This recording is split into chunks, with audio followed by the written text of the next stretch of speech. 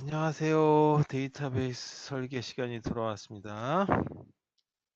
자, 오늘 11주 차가 돼서 이제 5주 남았어요. 기말 시험 빼면 4주, 한 달 남았습니다. 자, 부지런히 진도를 나가도록 하겠습니다.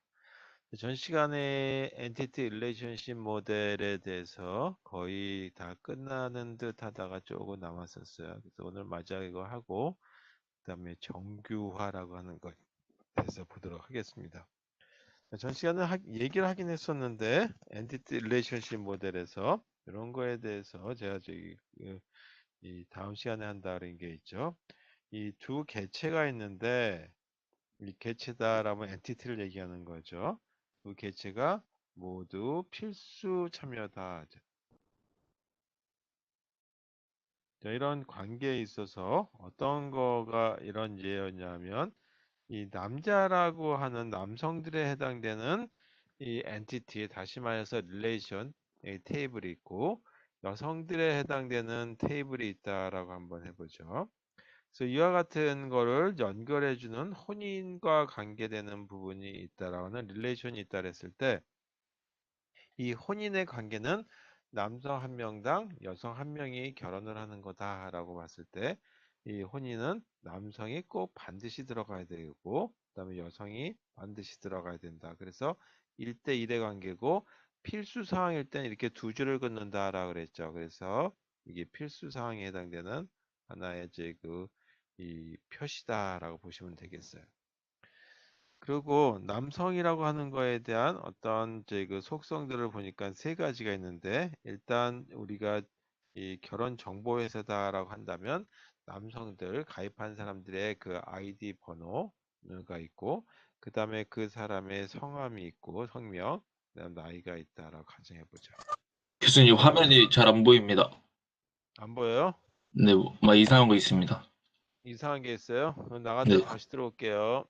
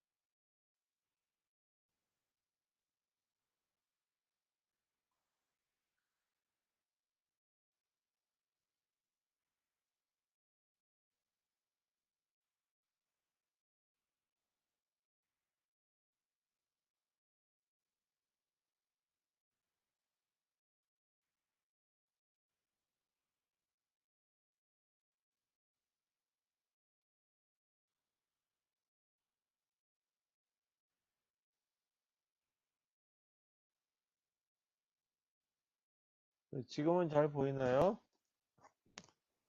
여전히 뭐가 나왔어요? 네, 계속 나와 있습니다. 왜 여기 하얀 게 나와 있어요? 네. 잠깐만요. 왜 나와나?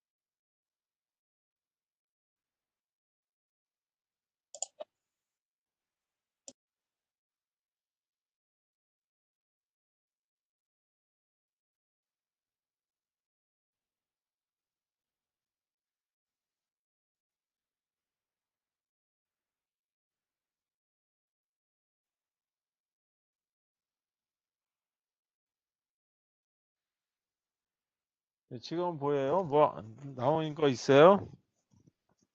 지금은 괜찮습니다. 괜찮아요? 이제 다시 시작하겠습니다. 네, 자, 미안합니다. 자, 개체에 관계되는 거에 필수 참여 관계되는 개체에 대해서 다시 설명할게요. 두 개의 개체가 있는데 두 개의 개체가 모두 이 선택이 아니라 예를 들어서 우리가 책을 산다라고 했을 때 구매자와 책을 관계를 보게 되면 구매자는 책을 한 명씩 있다고 하고 그 구매 관계에 있어서 구매자는 필수고 그 다음에 책에 대한 것들은 모든 책을 다 살 수가 없죠. 그런 경우는 선택이라고 얘기하는데 오늘 하는 거는 남녀관계 혼인을 얘기한다라고 했을 때 두 개체가 모두 필수 참여에 대한 관계를 나타내는 거다라 해서 혼인에 대한 관계를 나타내는 거다라고 하는 걸로 보도록 하죠. 그래서 남성과 여성에 해당되는 걸로 이 그 두 개의 테이블이 있고 이 테이블이 이 서로 혼인을 하는 관계를 나타내는 거다라고 한다면 이 혼인에서는 남성 한 명당 여성 한 명으로 1대1 관계가 되고 이 혼인에서는 반드시 남성이라고 하는 엔티티, 그 개체가 있어야 되고 또 여성이라고 하는 개체가 반드시 있어야지만 혼인이라고 하는 관계가 성립이 된다라고 했을 때 두 줄을 그어서 표시를 해준다 했어요. 이건 이제 그림상의 표시죠. 그리고 남성에 해당되는 거의 속성을 보게 되면 세 가지 속성을 갖는다라고 가정해 보자 이거죠. 그래서 여러 여성 제 그 결혼 정보회사의 경우 이 남성에 대한 제 그 회원 번호가 있고 그 다음에 남성의 이름, 나이가 들어가는 정보가 있다고 가정하고 여성에 해당되는 것도 여성 회원들에 해당되는 회원 번호, 그 다음에 여성의 이름 그리고 나이가 있다라고 가정해 보죠. 물론 이거 말고 다른 정보도 많이 필요하겠지만 이 정도만 가지고 우리 오늘 하는 내용해 볼게요. 그 다음에 이 혼인이니까 결혼 날짜라고 하는 거에 대한 것도 한번 보자 이거죠. 물론 여기서 이 결혼 날짜일 수도 있고 아니면 소개하기 위한 날짜가 될 수 있을 거다 하죠. 그러니까 이와 같은 경우에는 어떻게 이 이제 이런 엔티티 릴레이션십 모델은 이렇게 만드는데 실제 그 테이블을 만든다면 어떻게 만들어야 되겠느냐라고 하는 거죠. 먼저 남성에 해당되는 그 표를 보게 되면 일단 테이블명에 대한 걸 보죠. 테이블명에 대한 걸 보게 되면 남자라고 하는 이름으로 만들어 놓고 그때 속성들은 세 가지가 있죠. 자, 속성 중에 하나가 이 그 회원 번호 또는 그 주민등록 번호 그리고 이름 그 다음에 나이 이런 정보가 들어가 있다라고 가정하고 그 다음에 여성에 해당되는 것도 이 테이블이 여성이라고 하는 테이블이 있고 이 여자라고만 쓸게요. 그 다음에 거기에 속성 세 가지가 있죠. 하나가 이 그 번호 이름 그 다음에 나이 이렇게 있다라고 한번 해보자. 자, 이와 같은 경우에 혼인과 관계되는 부분이 이제 핵심 부분이 되는데 혼인에 해당되는 테이블에 보게 되면 여기에 혼인과 관계되는 부분에 그 열 이름을 하나 쓰게 또는 속성에 해당되는 걸 전다면 뭐를 갖다가 여기다 집어넣어야 되냐면 첫 번째 이 혼인과 관계되는 거에 남자에 대한 번호가 들어가야 되겠다. 그다음에 또 뭐가 있었냐면 혼인에 관계되는 거는 이 필수 사항이기 때문에 여성에 해당되는 정보도 있어야 되겠죠. 그래서 이와 같이 두 가지 해당되는 키가 있어야 되는데 이때 기본 키라고 하는 거는 어떤 게 사용되냐면 이 두 가지를 동시에 기본 키를 써야 된다 있죠. 프라이머리 키가 된다. 그 다음에 또 외래키라고 해서 다른 그 테이블에서 주키가 되는 걸 외래키라고 얘기하죠. 그래서 이 남자 번호는 여기서 그 주키가 되고 여자의 번호는 여성이라고 하는 테이블에서의 주키가 되기 때문에 기본 키가 되기 때문에 그걸 갖다가 포린 키라고 하는 데서 찾아 들어가죠. 어디 있는 거냐면 하나는 남성이라고 하는 릴레이션에서 또는 여자라고 하는 릴레이션에서 찾아 들어가면 된다. 그 다음에 혼인학은 들어가는 부분 중에 하나가 남자 이름, 그 다음에 이 그 남자 나이, 그리고 이 여자 이름, 여자 나이, 그 다음에 마지막으로 결혼 날짜에 해당되는 걸 집어넣으면 됩니다. 결혼 날짜. 자, 이렇게 해서 이 모든 하나의 표가 만들어지는데 이와 같이 혼인이라고 하는 이런 저희 그 테이블에서 이거 릴레이션에 그 관계된 테이블이 하나 더 추가돼야 되고 그때 들어가는 부분이 바로 이 부분이 들어가야 된다라고 하는 거를 키로 집어넣어야 된다라고 하는 거를 알고 계시면 되겠어요. 네, 이와 같은 거를 실제 저희 그 SQL 명령문을 만들 적에는 create라고 하는 명령문을 가지고 하죠. 그래서 요거에 대한 걸 갖다가 실제 우리 SQL 문으로 쓴다 그러면 이렇게 써야 되겠죠. create 테이블 그 다음에 혼인이라고 하는 이름으로 이제 이거 한글로 썼다라고 한번 해보죠. 그 다음에 이 중괄호를 쓰는 것이 아니라 소괄호를 쓰죠. 그 다음에 남자 번호에 해당되는 이 속성 부분 이거는 어떤 걸로 썼냐면 정수일 수 있고 또는 이 문자열일 수도 있는데 그냥 하나의 이제 주민등록번호와 같은데 대시가 들어가기도 하죠. 그렇게 본다고 한다면 텍스트로 보는 것이 낫겠다. 그 다음에 키값이기 때문에 주키이기 때문에 반드시 빈칸이 들어가면 안 되고 무슨 내용이 들어가야 되기 때문에 난널이라고 하는 정보를 넣어야 되겠죠. 그 다음에 또 키가 되는 부분이 뭐가 있냐면 여자 번호가 저희 하나의 그 같이 묶어서 키가 되죠. 이것도 이 키가 되는 부분이기 때문에 빈칸이 들어가면 안 된다라는 거죠. 그 다음에 남성의 이름, 남자 이름, 그 다음에 남자의 나이 이렇게 들어가겠죠. 자, 남자 이름은 텍스트가 될 테고 이것도 빈칸이 들어갈 리가 없겠지만 일단 저희 뭐 빈칸이 가능하다라고 하는 걸로 그냥 쓸게요. 그래서 비워두도록 하고 나이는 인티저로 쓰면 될 것 같고 그다음에 여자 이름 요것도 요거에 대한 속성은 또는 데이터 타입은 텍스트고 그다음에 여자 나이 정수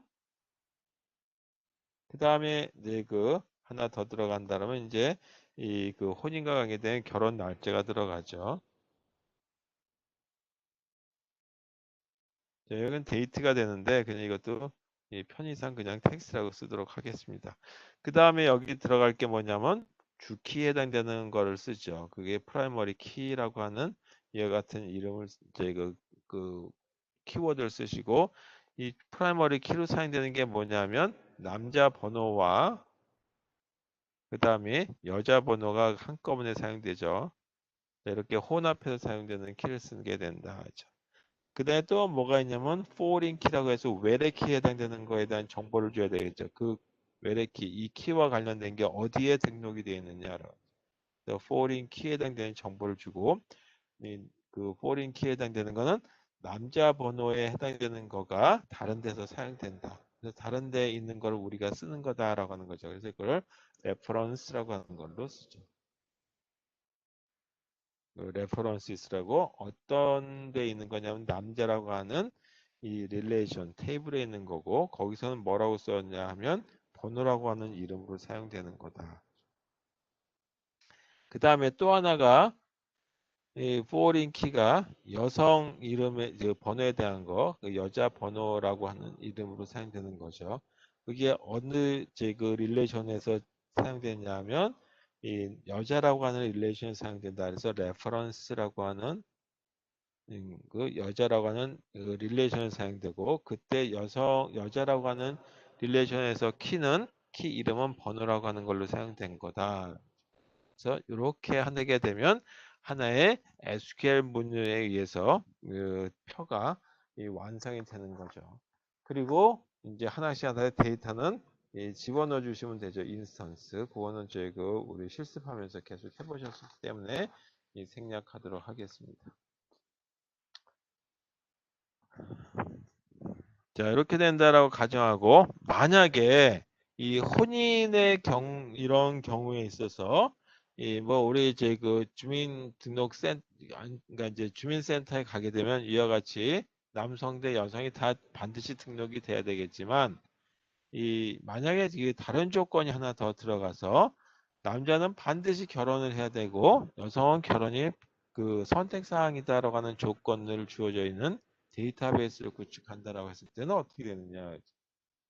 다시 말해서 필수와 제그 선택이 같이 있을 경우에 대한 걸 필수라고 하는 거와 그 다음에 선택이라고 하는 게 같이 있는 선택이 이 혼재되어 있는 이런 그 개체 두 개들의 개체에 대해서 볼 때 이 그 어떻게 이 만들어 들어가야 될 것인지에 대한 거를 보도록 하겠습니다. 자, 먼저 예를 들어서 이 남자는 반드시 결혼을 해야 된다. 결혼이 필수다. 자, 이게 이제 뭐 저희 실생활에 대해서 얘기하는 것이 아니라 뭔가 이제 자료를 제출해야 되는데 결혼한 남성만을 대상으로 자료를 갖다가 이 뭐 입사 원서를 받는다든지 아니면 뭐 지원서를 받는다든지 하는 경우라고 가정해 보자 이거죠. 그리고 여자는 뭐지 그 결혼이 선택 사항이다.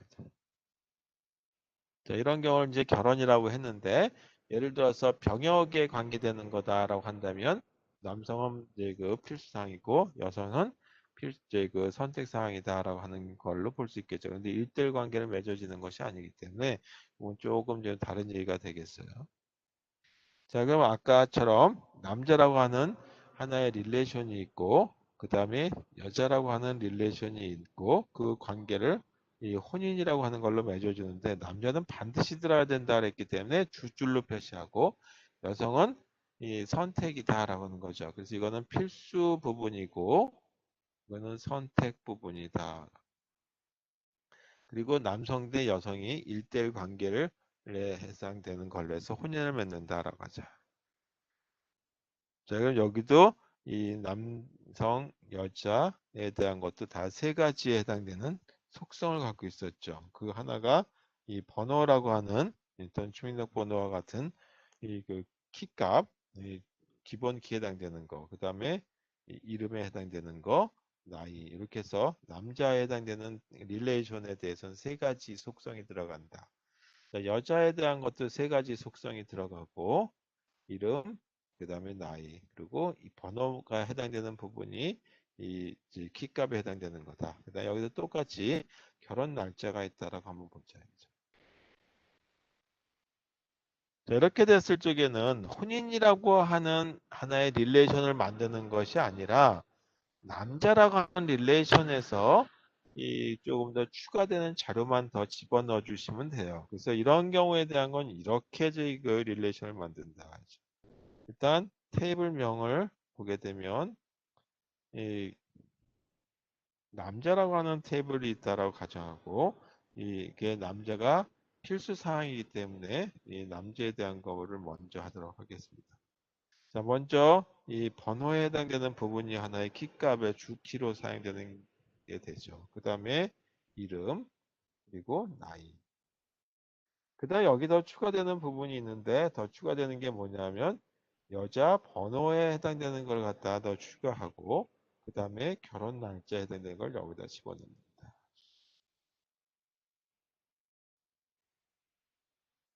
저렇게 해서 이 그 열 이름 또는 이제 그 속성에 해당되는 것 중에 이렇게 이 두 줄에 해당되는 것이 더 추가된 거죠. 그 중에 여자 번호에 해당되는 건 뭘로 사용되는 거냐면 외래 키로 사용되는 거고 이게 뭐냐면 주키 다시 말해서 기본 키라고 하는 걸로 사용되는 거다라고 보시면 되겠죠.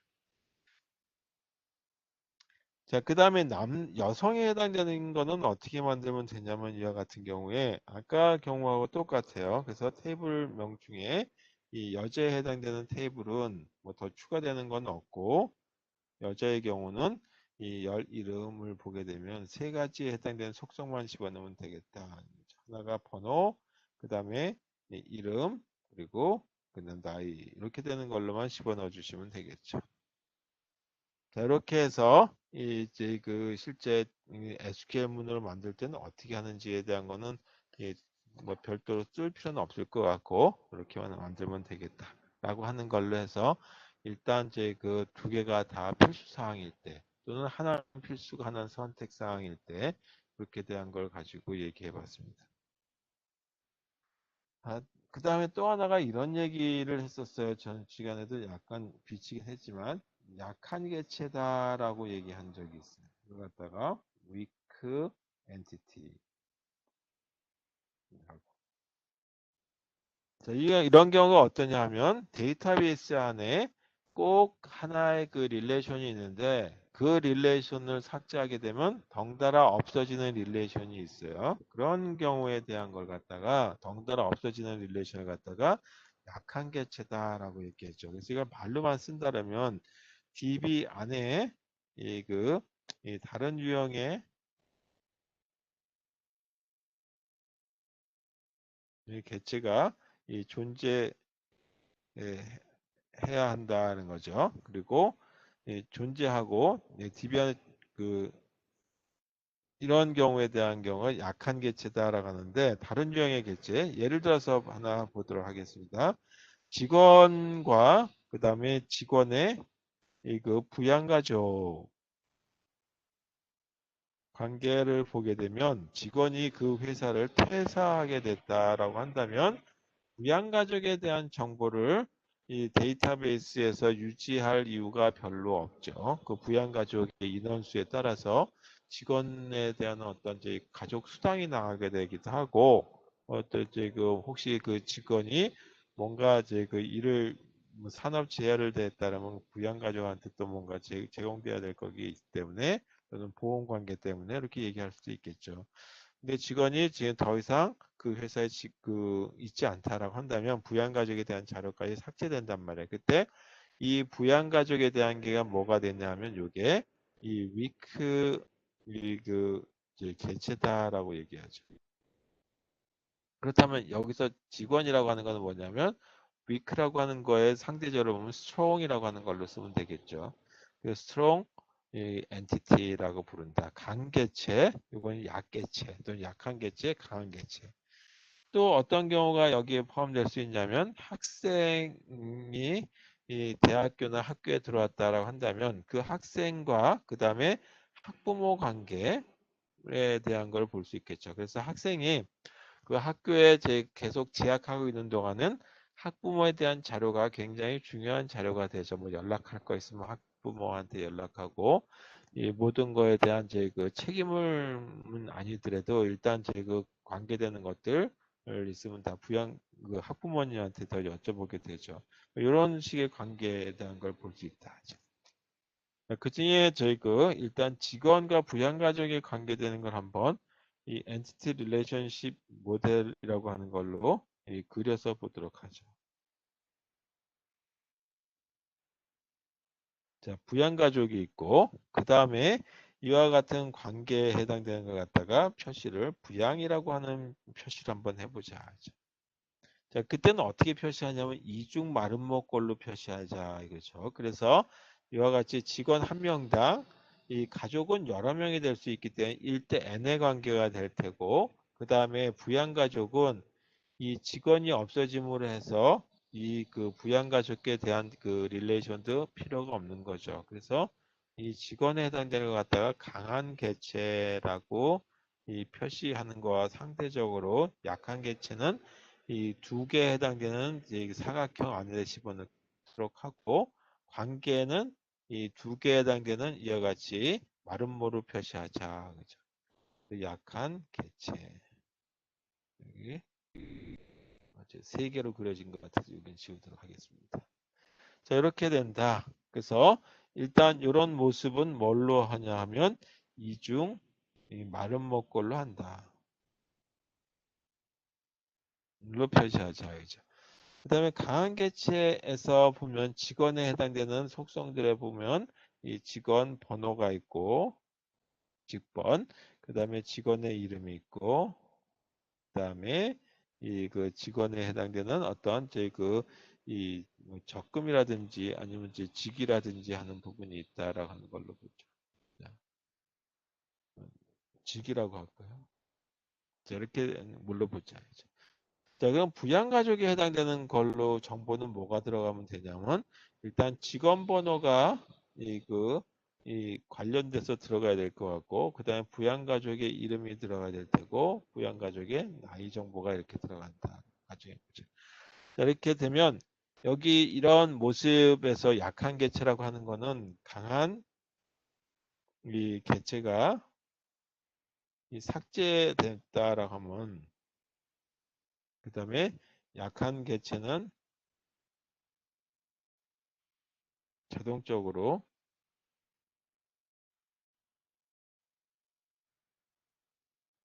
삭제되어야 한다는 경우죠. 자, 이와 같은 경우 이 강한 개체를 뭐라고 부르냐면 이걸 갖다가 부모 개체라고 불러요. 그래서 부모 개체의 키라고 하는 거와 약한 개체의 키를 이때는 어떻게 하느냐라는 테이블 관계되는 건데 이제 이런 그 부양가족과 관련된 이 부분에서 보게 되면 이 부모 개체의 그 이 키와 다시 말해 그 기본 키죠. 그 다음에 이 약한 개체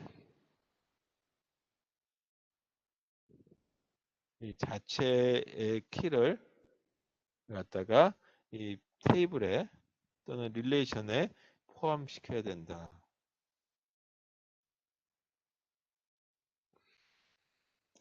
그래서 이와 같이 직원번호에 해당되는 부분이 들어갔죠. 그러니까 다시 말해서 부양가족에 해당되는 테이블을 보게 되면 이렇게 만들라는 얘기예요. 자, 여기가 이 테이블명이 있고 이 테이블명이 부양가족에 해당되는 거다라고 보죠. 그러면 여기서 열 이름에는 어떤 것이 들어가야 되느냐라고 했을 때 첫 번째가 이 직원 번호에 해당되는 거를 넣어야 된다. 근데 이 직원 번호에 해당되는 것이 이 부양가족과 관련되는 거의 키 번호가 아니죠. 그 다음에 여기서 제 그 이름만 가지고 얘기할 수도 있겠죠. 그래서 만약에 부양가족에 대한 표를 보게 되면 이 홍길동이라고 하는 제 직원의 부양가족 보게 되면 홍길동이라고 하는 사람 이름이 들어갈 가능성이 없다라고 하는 가정하에서 보자 이거죠. 그리고 이 나이 물론 뭐 똑같은 이름이 들어간 경우가 없다라고 가정 꼭 할 수는 없겠지만 뭐 주니어라고 하는 걸로 쓸 수도 있겠지만 그래도 뒤에 주니어가 들어가니까 구분이 되겠죠. 그래서 똑같은 이름을 쓸 필요가 없을 테니까. 자, 이런 경우에 기본 키라고 하는 건 어떻게 사용될 것이냐라고 했을 때 이 두 가지 직원 번호와 이름을 합쳐가지고 이 기본 키를 사용한다.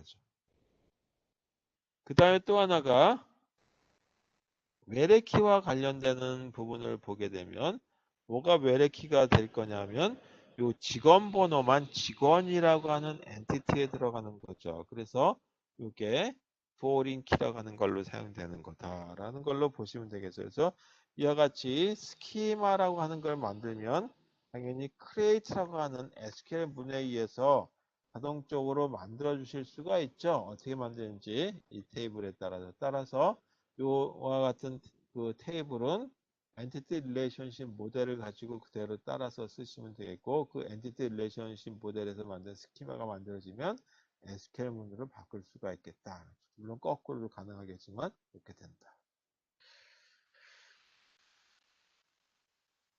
그 다음에 또 하나가 다중값에 해당되는 거를 갖는 경우 있어요. 값이 하나가 아니라 여러 개가 되는 경우들도 있을 수 있다. 어떤 경우냐 하면 이런 경우가 있을 수 있어요. 사원 번호가 있고 그 다음에 사원명이 있고 그리고 그 사원의 직위가 있다라고 한번 해보죠. 그 직위에 따라서 이 그 하위에 만약에 이 직위가 과장이다라고 한다면 과장 밑에 계장 또는 저희 그 대리가 있고 그 다음에 평사원들이 있고 뭐 그러죠. 그래서 그걸 갖다가 이 부하 직원이다라고 하는 이름을 가지고 한번 해보죠. 그러면 예를 들어 사원 번호가 2001이라고 하는 사원이 있는데 이 사원의 이름을 보니까 홍길동이고 이 직위는 부장이었다라고.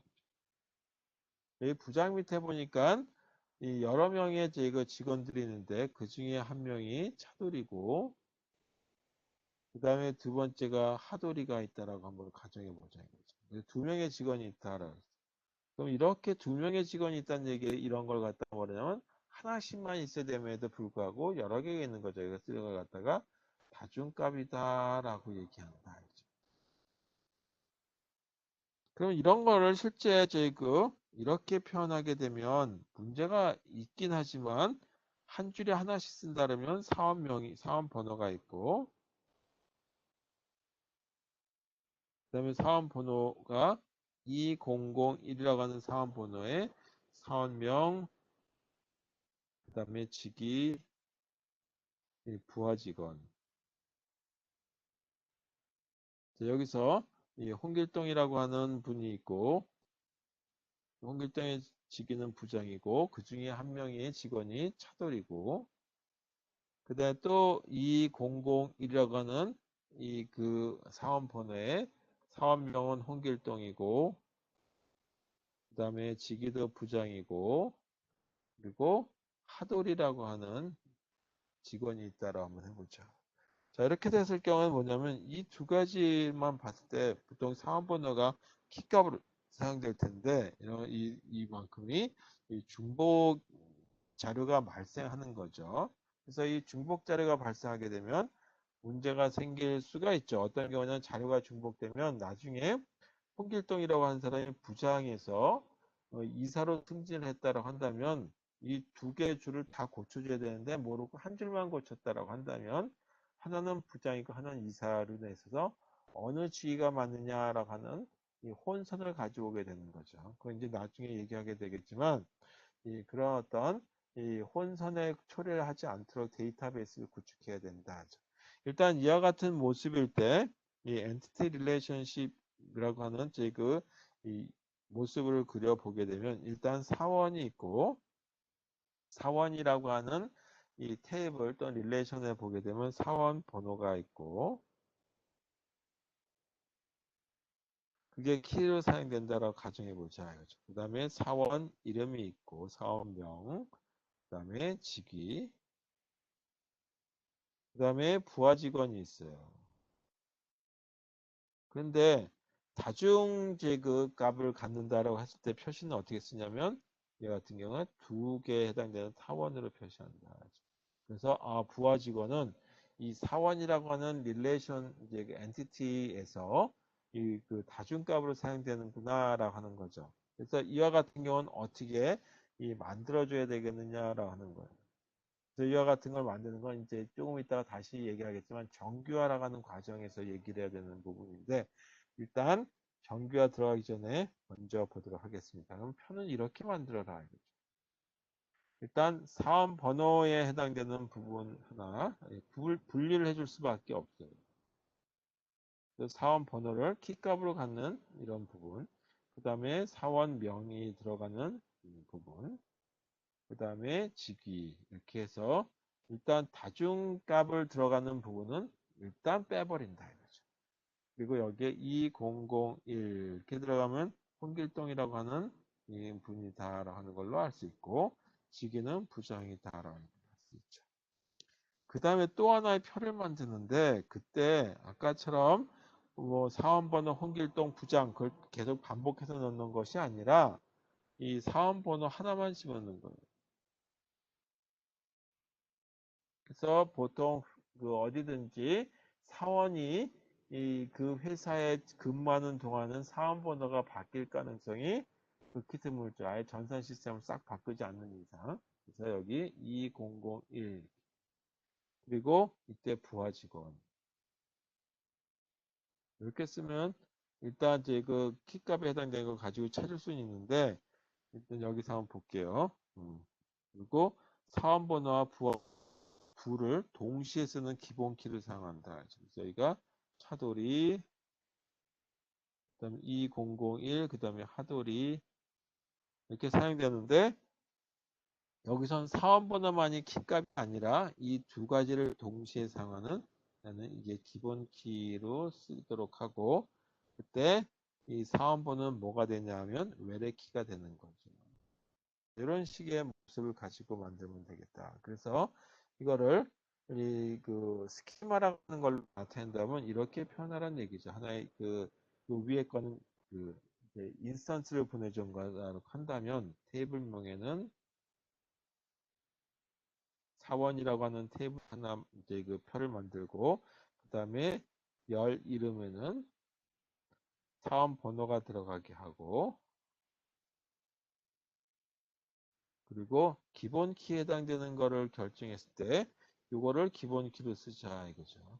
여기 어떤 자료가 들어가는데 그거는 생략하도록 하겠습니다. 그래서 이걸 갖다가 프라이머리 키를 사용하도록 하고, 그 다음에 사원 이름이 있죠. 그 다음에 직위가 있다. 이렇게 해서 첫 번째 사원이라고 하는 이런 그 표에 해당되는 릴레이션을 만들면 되겠고, 두 번째 릴레이션에 대한 거, 테이블명은 이 사원 부하라고 하는 이름을 가지고 만들게요. 부하 직원이라고 해도 되겠고, 이 열 이름을 정하는데 이 열 이름에 사원 번호를 하나 더 추가해주고, 그 다음에 이 부하 직원에 해당되는 부분을 더 추가해 줍니다. 그리고 여기처럼 기본 키에 해당되는 걸 정할 때는 이 두 가지를 묶어서 이 두 가지가 묶어서 프라이머리 키가 되도록 해줍니다. 그 다음에 외래 키에 해당되는 정보를 이제 하나 더 써줘야 되겠죠. 그 중에 이 부분만 그 foreign 키라고 하는 걸로 이렇게 만들어주고, 이거를 이 SQL문으로 바꾸는 거는 아까 create라고 하는 명령문을 쓰고 프라이머리 키에다가 사원번호와 부하 직원을 이렇게 넣는 걸 가로에 집어넣고 해봤죠. 그 다음에 외래 키, foreign 키라고 해갖고 어디에 있는지 레퍼런스라고 하는 걸 이 키워드에 의해서 작성해 주시면 되고, 테이블명, 그 다음에 그 테이블명에서 어디 사용되는지에 대한 걸 가지고 쓰면 되겠다. 자, 마지막에 거가 뭐냐면 순환관계라고 하는 걸 보면 되겠어요. 순환에 대한 걸로 가지고 이 그 표가 만들어지는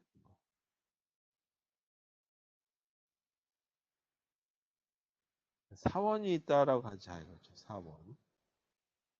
근데 이 사원도 전체 직원 관리라고 하는 관계에서 보게 되면 이 일대 N의 관계죠. 그 관계가 그 직원 한 명당, 그 다음에 사원은 여러 관리를 하기 때문에 이런 저희 그 일대 N의 관계라고 하는 걸로 해서 관리라고 하는 측면에서 보게 되면 이렇게 볼 수가 있겠다. 이제 관리직이라고 하는 걸로 봐도 되겠고, 이제 사원이라고 하는 거에 대한 속성은 이렇게 사원 번호가 있고, 그 다음에 사원의 이름이 있었죠. 그 다음에 직위가 있었다. 자, 이런 그 하나의 순환 관계가 됐을 때 그 사원 자체가 이 관리자가 되기도 하고, 그 다음에 또 그 관리자 입장에서도 여러 명의 또 이 직원이 들어가는 이런 식의 그 사원 자체가 관리자가 되는 거죠. 그리고 이런 식의 거를 갖다가 스키마라고 하는 걸로 나타낸다면 어떻게 표시해야 되고, 그걸 갖다가 이 create라고 하는 명령문에 의해서 SQL 명문으로 만들 것이냐. 이때 사원이라고 하는 테이블에는 열이 어떤 것들이 들어야 될 것인지에 대한 것을 한번 보도록 하죠. 첫 번째, 그 사원 번호가 이 키 값으로 들어가야 되겠죠. 사원 번호가 들어가죠. 그 다음에 이 직원의 이름이 들어가야 될 테고, 그리고 직위에 해당되는 게 들어가죠. 자, 마지막으로 뭐가 되냐면, 이 사원 한 명은 관리직으로 들어가면 거기서 다른 직원들을 또 하나의 이 후임으로 그러니까 이제 이 부하 직원으로 거느게 되는 거죠. 그래서 상사 자기 외에 누가 그 상급자인지에 대한 걸 표시할 때 이렇게 나타낼 수 있겠다. 그래서 상사 번호에 대한 거를 나타내고 표시하는 걸로 하고, 그 다음에 이 기본 키에 해당되는 거를 나타낼 적에는 이 부분이 그 사원 번호가 프라이머리 키가 되는 거죠. 그리고 또 하나가 이 외래 키에 해당되는 부분이 사용될 텐데, 이 외래 키는 이 상사 번호에 해당되는 것만 누가 나한테 상사가 되는 건지 직속 상관이 되는 것인지 하는 걸 나타내는 프라이머리 키 부분이 여기 들어간다. 자, 이렇게 해서 이 스키마라고 하는 거를 순환관계 스키마를 한번 작성해 봤습니다. 그래서 엔티티 릴레이션십 모델과 그 다음에 이 스키마의 관계를 이렇게 표현했습니다. 그래서 이상으로 몇 개 더 있어요. 우리 교재에 보게 되면 연습 문제 부분에 좀 몇 개 나와 있긴 한데 그거는 이제 잘 쓰이지 않는 거라서 이 정도만 가지고 하고 이 실제 엔티티 릴레이션십 모델이라고 하는 거를 구축해서 저희 데이터베이스를 만들기도 하고 그냥 바로바로 만들기도 하죠. 자, 일단 이 체계적으로 한다면 엔티티 릴레이션십 모델을 가지고 DB를 구축하도록 작성해 놓고 그 다음에 그걸 가지고 이 데이터베이스로 만들어 들어가는 과정을 거치게 될 겁니다. 그래서 데이터베이스에 어떤 소프트웨어를 살 것인지 DBMS의 소프트웨어에 따라서 조금씩 차이는 있겠지만 하여튼 제일 먼저 핵심은 이 모델링을 잘 해줘야 된다라는 거죠. 자, 모델링과 관련해서 우리 가장 중요한 건 뭐냐면 데이터베이스에서는 중복이라고 하는 게 있으면 안 되죠. 중복이 있게 되면 무슨 문제가 생기냐면 뭔가 수정하는 작업, 업데이트 작업할 때 같이 다 수정을 하지 못하게 되면 이 자료가 과거의 자료들이 남아 있어서 나중에는 어떤 게 맞는 건지 착각을 알 수가 없단 말이에요. 그 다음에 또 자료를 삭제한다고 했는데 이 삭제하지 않고 일부가 남아있을 수도 있겠죠. 그랬을 경우는 예를 들어서 급여가 나간다 그랬을 때 이 엉뚱하게 돈이 막 새 나가는 경우가 있겠죠. 기업에. 또 이 회원에 대한 자료를 갖다가 쭉 관리를 해주는데 잘못해가지고 회원 하나 정보를 지워버리면 해가지고 고객 하나 잃어버리는 수가 있는 수가 있어요. 그런 것들을 다 배제하고 잘 만들기 위한 작업이 바로 지금 하게 된 정규화라고 하는 거다. 정규화라고 하는 말은 normalization이다라고 하는 거에서 이 normal, 이게 이거 이제 정상적으로 만든다는 얘기죠. normalization. 보통화 만든다는 얘기죠. 자, 어떻게 이 정규화라고 하는 게 필요한 거냐면 데이터베이스 아까 이 엔티티 릴레이션십 모델이라고 하는데 그 모델 설계를 잘못하게 되면 이 중복이 발생할 수도 있겠죠. 또는 자료가 이 삭제하면서 없어져 버리는 수도 있어요. 그러니까 자료를 남겨놔야 되는데 불구하고 삭제할 부분만 없애야 되는데 다른 것까지 같이 없어지는 수가 있단 말이에요. 그래서 그렇게 없어지지 않도록 잘 보관해 줘야 되는 그런 데이터베이스를 잘 구축해 줘야 된다라고 하는 거죠. 데이터베이스 설계 잘못으로 데이터에 대한 중복이 발생하는 경우 발생하는데 보통 바이터 중복이 되는 경우가 이제 대부분이고 이 경우 테이블에 대한 또는 이거 릴레이션이다라고 부른다 그랬죠. 테이블에 대한 데이터 삽입 또는 수정, 삭제의 부작용이 발생하는 거죠.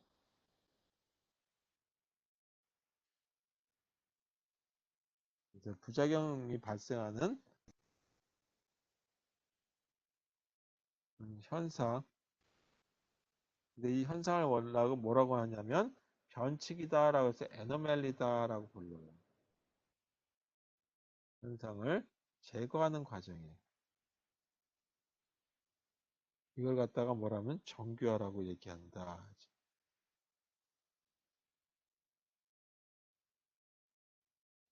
자, 이런 걸 정규화인데 이 정규화라고 하는 것이 굉장히 중요한 어떤 데이터베이스의 모델을 하는데 중요한 부분이다. 그렇다면 여기서 이 발생 현상 에노멜리라고 하는데 어떤 현상이 발생하느냐라고 하는 거죠. 에노멜리라고 하는 종류에 대해서 본다면 세 가지 경우에 대한 거가 나온다. 이제 삽입, 수정, 그 다음에 삭제에 해당되는 걸로 해서 삽입에 해당되는 거에 이상이 생겼을 때 insertion anomaly다를 부르겠죠. 이걸 갖다가 삽입 이상이라고 얘기하죠. 그래서 두 번째가 수정하시는 데서 문제가 발생한다 해서 업데이트 애노멀리, 그 다음에 이 세 번째가 삭제하는 데서 바뀐다 해서 딜리션 애노멀리.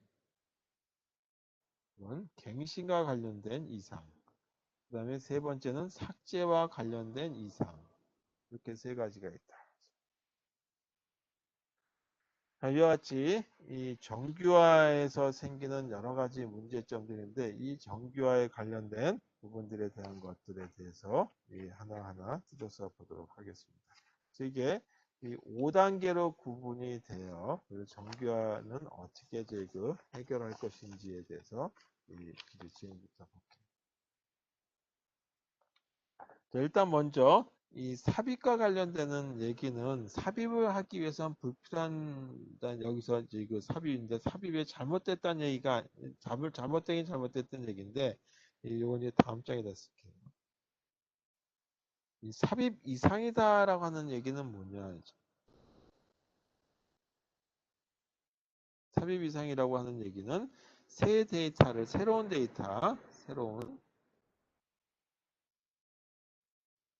데이터를 삽입하려고 하는 거죠. 삽입하기 위해서 이제 하려고 하면 불필요한 자료까지 필요한 데이터도 함께 삽입하는 문제.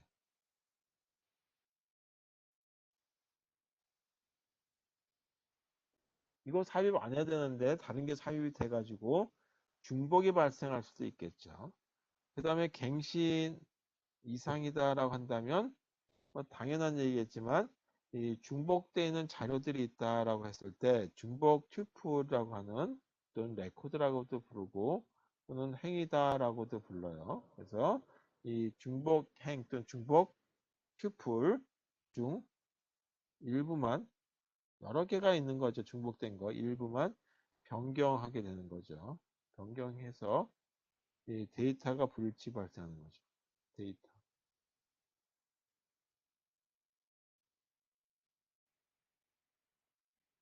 데이터의 불일치.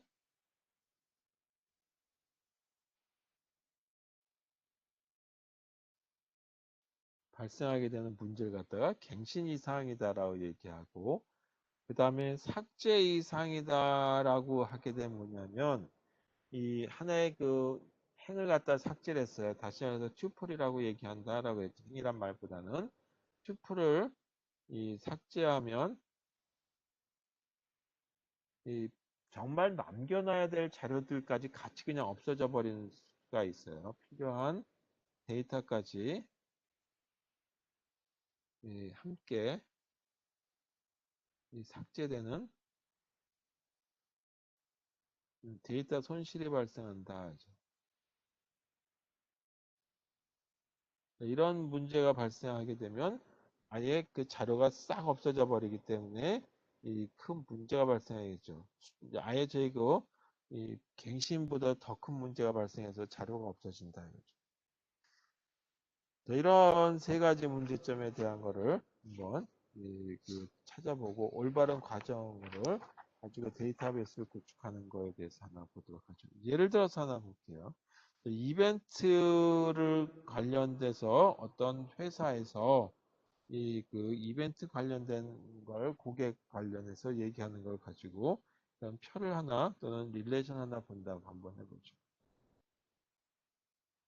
여기 고객 아이디가 있고 그 다음에 그 고객이 이 이벤트에 참여한 이벤트 번호가 있다라고 한번 가정해 보자. 그 다음에 당첨 여부에 대한 것도 한번 보도록 할게요.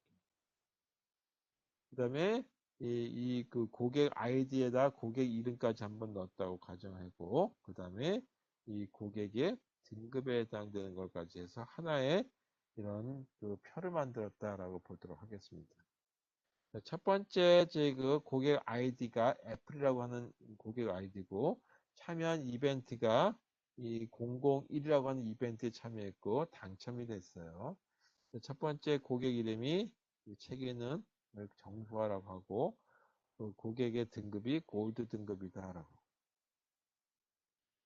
두 번째 튜플에서는 F라고 하는 사람이 또다시 이 5번 이벤트에 참여했는데 이때는 당첨이 안 됐고 같은 이름이겠죠. 정수화.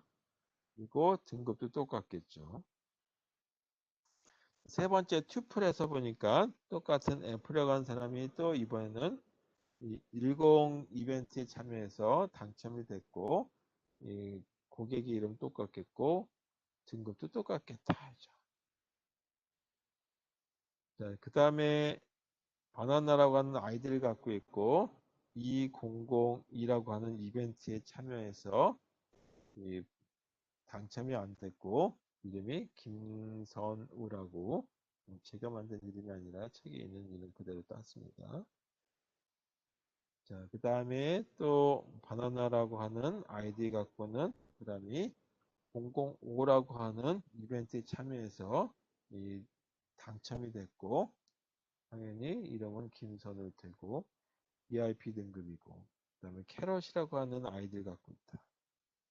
라고 하는 사람이 이 003 이벤트에 참여해서 이 당첨이 됐고 이름이 고명석이다. 골드 등급이다. 또 캐럿 등급은 이벤트는 7번 이벤트에 참여해서 당첨이 됐고 고명석이라고 하는 사람이고 골드 등급이고 마지막 오렌지라고 하는 등급의 아이디에 그 이벤트는 004 이벤트에 참여했고 이 당첨이 안 됐고 김용욱이다라고 하는 걸로 한번 볼게요.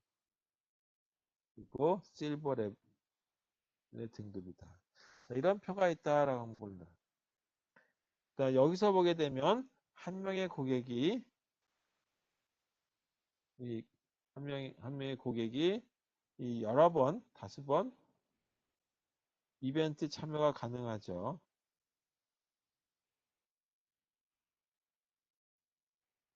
그러니까 F라고 하는 아이디를 갖고 있는 사람이 200이라고 하는 이벤트에 참여하고 5번에도 참여하고 2010이라고 하는 이벤트에 참여한 거죠.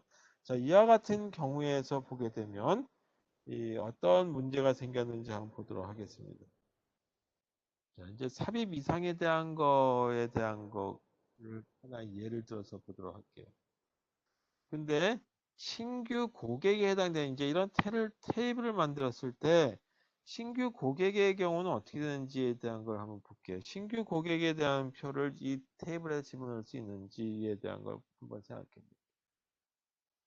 삽입 이상의 하나의 예를 가지고 한번 보도록 하겠습니다. 신규 고객의 경우 보죠. 신규 고객 이 회원으로 가입을 한번 해보자. 그럼 신규 고객은 이벤트에 참여한 경우가 한 번도 없겠죠. 그래서 예를 들어서 신규 고객이 누구냐면 아이디가 멜론이라고 하는 아이디고 이름이 그 성원용이라고 하는 걸로 돼 있다라고 하고 책에 있는 대로 따지면 등급은 이 골드 등급이다라고 보죠. 그리고 아직 아직 이벤트 참여 전이에요. 이 이벤트 참여 전이다.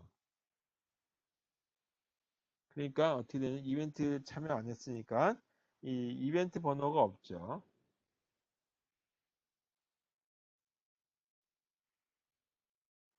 번호가 없다. 번호가 없다는 얘기는 뭐냐면 널이라고 하는 값이 다 있죠. 근데 고객 아이디하고 이벤트 번호 요거가 다 뭐가 되냐 하면 하나의 이 그 키값이 해당되는 거죠. 따라서 이때는 어떻게 되냐면 이런 거를 하나 더 만들어야 되는 거예요. 멜론이라고 하는 부분 하나, 그 다음에 널이라고 하는 부분 하나, 그 다음에 널이라고 하는 거와 그 다음에 성원용이라고 하는 이런 이름과 골드라고 하는 이런 부분이 더 추가돼야 되는데 이거 널이라고 하는 이 두 가지 것 때문에 당첨 여부하고 이벤트 여부 때문에 이 두 가지 때문에 저희 그 삽입이 불가능하다 하지. 이런 거는 삽입 불가. 왜냐하면 이게 널 때문에. 이유는 널이기 때문에. 그래서 이 그 당첨 여부하고 이벤트 번호하고 고객 아이디를 다 세 가지가 하나의 그 키값으로 사용된다라고 했을 적에는 이 당연히 이게 이제 그 기본 키에서는 널이 들어가면 안 되죠. 난 널이라고 하는 이제 그 반드시 조건이 들어야 되는데 이때는 삽입이 불가능해진다. 따라서 이와 같은 모습을 하나의 테이블을 만들게 되면 이 삽입이 안 된다. 그래서 삽입이 안 되는 이런 걸 갖다가 뭐라 하냐면 삽입 이상. 그래서 이 insertion anomaly다라고 부른다. 자, 두 번째가 갱신 이상이에요. 그래서 오늘 이제 이상이라고 하는 것까지만 얘기해 볼게요. 두 번째가 갱신과 관련되는 부분에 있어서 수정을 해주는데 이 갱신이 안 돼요. 갱신 이상이 발생하는 경우. 자, 애플이라고 하는 고객에 대한 걸 하나 보죠. 애플 고객의 경우.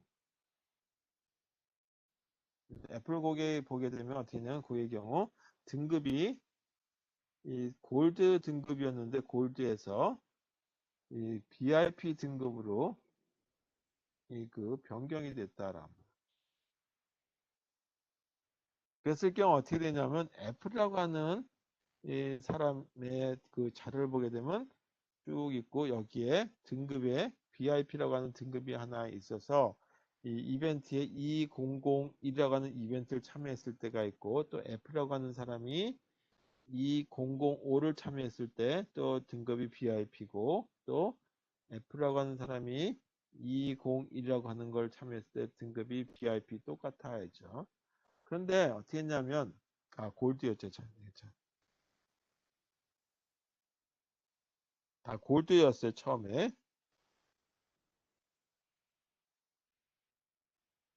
그런데 수정을 잘못해서 요거 하나만 저희가 변경을 했어요. 요거만 변경을 해서 이게 VIP로 변경됐고 이건 그대로 남아있다. 변경이 아니고 그대로 남는 경우 그대로 남아있어요. 그런 경우는 어떻게 했냐면 이 부분하고 아래 부분하고 노란색 부분하고 이 불일치 부분이 발생하지. 그럼 뭐가 저희 그 등급이 맞는지 이 혼동스러워지는 거죠. 그럼 데이터베이스를 구축하는 의미가 별로 없어진다 이거죠. 따라서 모순이 발생한다. 이걸 갖다 뭐라 하냐면 갱신 이상이라고 얘기한다. 이제 세 번째의 경우는 삭제 이상이다라고 합니다. 아까 맨 마지막에 오렌지라고 하는 고객이 있었어요. 오렌지 고객이 딱 한 번밖에 없었는데 오렌지라고 하는 고객 이거 갖다 삭제 한번 해보자. 이 삭제하게 되면 어떻게 되냐면 이와 같이 그 보게 되면 첫 번째가 고객 아이디가 있고 그 다음에 이벤트 번호가 있죠. 이벤트 번호가 있고 세 번째가 당첨과 관련된 부분이 있고 당첨 여부 그리고 고객 이름이 있고 그리고 등급에 해당되는 부분이다. 근데 여기 자료들이 쭉 있었는데 그 중에 다른 애플은 3개, 뭐 바나나도 2개, 캐럿도 2개 있었는데 오렌지라고 하는 이 분에 대한 것만 이벤트 참여를 한 번만 했었다 이거죠. 그리고 이름이 김용욱이었고 그다음에 실버 등급이었다. 이걸 갖다 삭제를 한번 하려고 그런다. 이거 삭제. 그럼 이걸 오렌지를 삭제하면 어떤 결과가 발생하냐 하면 이 그 고객 이름에 대한 자료, 그 다음에 고객 아이디, 오렌지라는 고객 아이디 자료도 삭제되지만 고객 이름, 그 다음에 등급에 대한 자료도 다 없어져 버리는 거죠. 대한 어떤 유일한 자료도 삭제된다. 자료 마저도 다 잃어버리는 결과가 발생하는 거죠.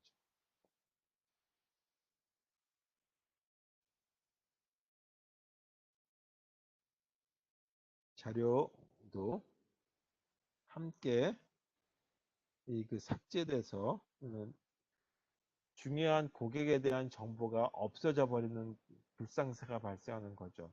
그래서 이렇게 이 데이터베이스의 릴레이션 테이블을 잘못 만들게 되면 때로는 저희 삽입하는데 문제가 발생해서 삽입이 안 된다든지, 때로는 또 저희 갱신하려고 하는데 일부만 갱신이 되고 나머지는 갱신이 안 됐다든지, 또 삭제를 했는데 정말 중요한 자료마저도 다 없어져 버린다든지 한단 말이에요. 그래서 이런 것들을 테이블을 다시 조정해 줘야 되겠죠. 그래서 이상이 있는 걸 갖다가 이상이 없는 걸로 바꿔주는 그런 과정을 갖다가 뭐라고 하냐면 이 정규화라고 얘기한다. 그래서 다시 말해서 이 이상이 발생하는 이상 발생을 갖다가 제거해주는 제거하는 과정, 이걸 갖다가 뭐라고 하냐면 정규화라고 얘기해도 되겠다. 그래서 이상이 발생하지 않게 표를 조정해 주는 거죠. 정규화라는 얘기는 뭐냐면 테이블을 조정해 준다라고 하는 거죠. 근데 조정해 준다는 얘기는 뭐냐면 이 표를 이 분리 작업을 해주기도 하고 뭐 하는 그런 과정, 분리 등 한 개가 아니라 두 개, 세 개 이렇게 나누기도 한다. 또는 투플들에 해당되는 것 갖다가 중복된 부분들을 갖다가 발생하지 않도록 나눠줘야 되겠죠. 뭐 그런 어떤 과정들을 거치는데 그런 통틀어서 정규화라고 하고, 이 정규화는 단계별로 보게 되면 예를 들어서 5단계라고 하는 걸로 보통 구분을 해서 나타내요. 그래서 5단계까지 정규화가 잘 됐다는 얘기는 중복이나 이런 애노멜리라고 하는 이제 이상 증상이 발생하는 가능성이 극히 드물게 만든다라는 거죠. 자, 이렇게 하는 걸 가지고 정규화 과정인데 요거 1단계부터 이 3단계까지는 간단해요. 근데 우리 지금 오늘 실습 자료 해보게 되면 3단계 가지고 해봐라 라고 했는데 요거 아직 수업을 안 했기 때문에 실습 자료 올려놓기 했는데 아마 다음 주쯤 돼야지만 될 것 같아요. 그래서 요거 다음 주 관련되는 실습이다라고 한번 보시고 하시고 그냥 참고를 해주시면 되겠습니다. 자, 오늘 여기까지 하고 다음 시간에 정규화 과정 다 마치고 난 다음에 그래서 1, 2, 3 정규형이라고 하는 게 있고 그 다음에 그 보이스 코드 정규형이라고 해서 그 코드도 그렇고 보이스도 그렇고 보이스 사람 이름이에요. 그래서 그런 정규형이 있고 그 다음에 제4, 제5 정규형은 조금 더 그 기본이 아니라 상향된 그거 갖다 우리는 이제 하이레벨 뭐 고급형이다라고 자꾸 번역해서 얘기하는데 이제 뭐 그렇게까지 하는 정규형에 대한 것까지 보도록 하고요. 그거 다 끝나면 이제 좀 다른 얘기를 가지고 하도록 하겠습니다. 그래서 정규형에 대한 얘기는 그 데이터베이스 설계에서 굉장히 중요한 얘기라서 분량을 좀 많이 차지하게 될 것 같아요. 1, 2, 3까지는 금방 할 것 같고 다음 시간에 오늘 나눠드린 실습 자료 실습 8인가 9인가 그럴 텐데 8 같아요. 근데 그거 다음 주 관련된 거다라고 보시면 되겠습니다. 오늘 수업 여기까지 하고 이 전 시간까지 했던 자료는 유튜브에 다 올라가 있을 거예요. 그래서 가능하다면 유튜브에 있는 자료들을 갖다가 튼튼히 한번 보시고 남들 잘 그러대요. 좋아요 많이 누르라고. 하여튼 그건 제가 농담 하는 얘기고 꼭 시험 때 닥쳐서 보시지 마시고 미리 필기할 거 있으면 제가 지금 글씨를 엉망으로 쓰는데 여기 태블릿 PC에다 쓰니까 자꾸 미끄러져 가지고 글씨가 좀 잘 안 써져서 알아보기가 힘드실지도 모르겠지만 그러면 다시 한번 저한테 여쭤보시면 되겠습니다. 자, 오늘 여기까지 하고 그 필기든 나름대로 아마 정리해 주시면 고맙겠습니다. 자, 여기까지 하겠습니다. 수고하셨어요. 수고하셨습니다.